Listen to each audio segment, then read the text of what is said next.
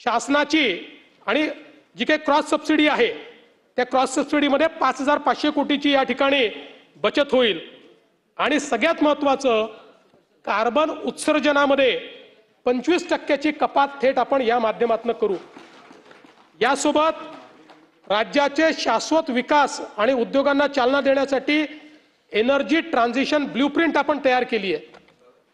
2030 सालापर्यंत महाराष्ट्रामध्ये एकूण जी वीज आपण वापरतो यापैकी 50% वीज हरित सोर्सेस मधनं या ठिकाणी येते।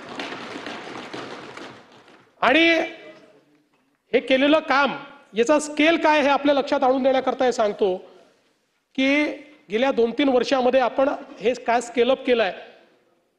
आपल्या राज्याच्या निर्मितीपासनं 2022 पर्यंत किंवा अगदी 47 पासून तर 75 वर्ष समजून घ्या, आपल्या राज्यातली आपली निर्मित आणि कॉन्ट्रॅक्च्युअल कॅपॅसिटी होती 37,000 मेगावॅट। 37,000 मेगावॅट। गेल्या 2 वर्षामध्ये आपण जी अतिरिक्त करारित क्षमता तयार केली आहे ती आहे 45,000 मेगावॅट। म्हणजे 37,000 मेगावॅट आतापर्यंत केली आणि 2च वर्षात 45,000 मेगावॅट अशी। आणि एकूण जे काही कार्यारंभ आदेश आपण जारी केलेले आहेत यामुळे वर्ष 2030 साली आपल्याकडे 82,000 मेगावॅट वीज उपलब्ध असेल आणि त्यातली 45,000 मेगावॅट ही या ठिकाणी जवळपास आपण हरित ऊर्जा या ठिकाणी आपण तयार करणार आहोत। सगळ्यात महत्त्वाचं काय आहे तर याचे दर।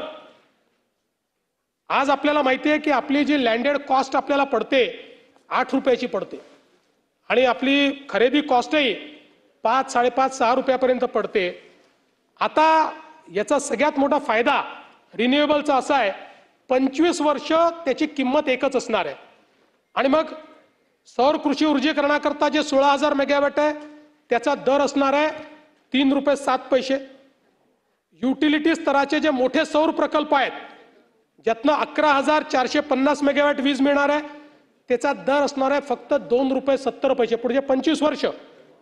आणि सौर आणि पवन असा हायब्रिड जी वीज आपण विकत घेतोय ज्यातनं 4,300 मेगावॅट वीज आपल्याला मिळणार आहे त्याची क्षमता त्याची किंमत असणार आहे 3 रुपये 60 पैसे प्रति किलोवॅट।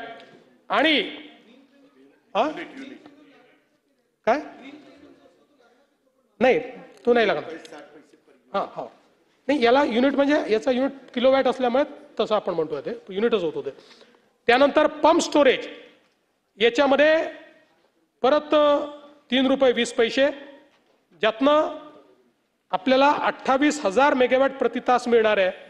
आणि बॅटरी स्टोरेज 1500 मेगावॅट यातनं मिळणार आहे ती देखील 2 रुपये 19 पैसे। आणि जी काही फर्म अँड डिस्पॅचेबल ॲन्युअल जी काही पॉवर आहे ही 4 रुपये 60 पैसे प्रति किलोवॅट।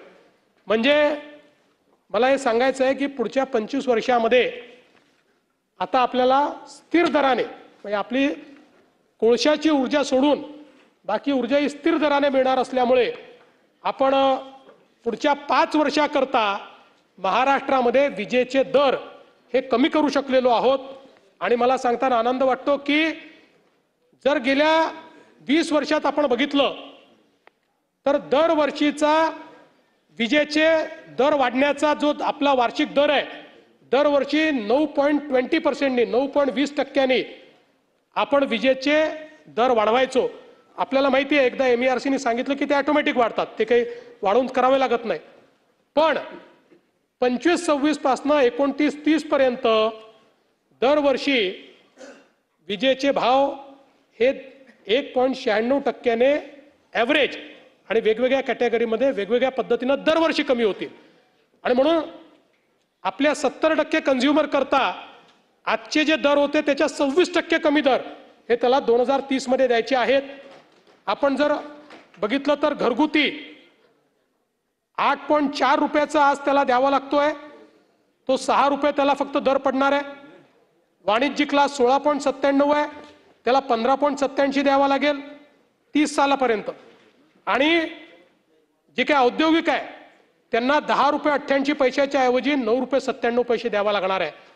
आणि जर आपल्या नेहमीच्या पद्धतीने 9% जी वाढ आहे ती गृहीत धरली असती तर औद्योगिकला 10 रुपये 88 पैशाच्या ऐवजी 15 रुपये 77 पैसे द्यावे लागले असते, वाणिज्यिकला 16 रुपये 97 पैशाच्या ऐवजी 23 रुपये 91 पैसे द्यावे लागले असते, आणि घरगुतीला 8.14 रुपयाच्या ऐवजी 8 रुपये 14 पैशाच्या ऐवजी 11 रुपये 32 पैसे द्यावे लागले असते.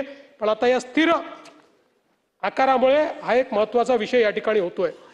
यासोबत